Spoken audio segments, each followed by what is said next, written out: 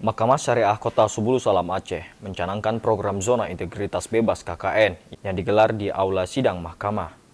Ada 3 indikator utama dalam reformasi birokrasi di seluruh instansi pemerintah agar terciptanya pemerintahan yang baik. Pertama, peningkatan kapasitas dan akuntabilitas organisasi. Kedua, pemerintah yang bersih dan bebas KKN. Ketiga, peningkatan pelayanan publik, kata Ketua Mahkamah Syariah Kota Subulu Salam.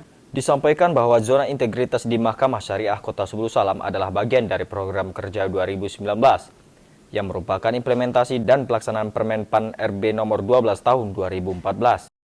Tujuan pembangunan zona integritas yakni wilayah bebas dari korupsi dan wilayah birokrasi bersih dan melayani. Mahkamah Syariah adalah lembaga penegak hukum khusus yang berada di Aceh dan berada di bawah naungan Mahkamah Agung Republik Indonesia, seperti yang diatur dalam Undang-Undang nomor 5 tahun 2004. Wali Kota Subulu Salam Haji Afan Alfian menyebutkan, dengan berdiri dan beroperasinya Mahkamah Syariah di Kota Subulu Salam dapat memberikan nilai plus bagi masyarakat Kota Subulu Salam. Karena selain telah memperpendek jarak tempuh, penghematan energi dan biaya masyarakat dalam memperoleh layanan di bidang hukum yang dahulu harus ke Mahkamah Syariah di Kabupaten Aceh Singkil. Pencanangan zona integritas Mahkamah Syariah Kota Subulu Salam merupakan hal yang istimewa yang harus diapresiasi dan wajib didukung untuk mewujudkan badan peradilan yang agung.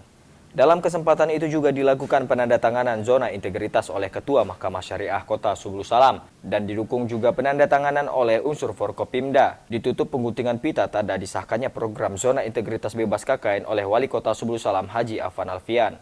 Turut hadir antara lain Ketua DPRK Ade Fadli Pranata Bintang, Ketua TPPKK Kota Subulu Salam, Ketua MPU Kasdim 0118, Wakapolres, dan perwakilan Kejaksaan Negeri Subulu Salam.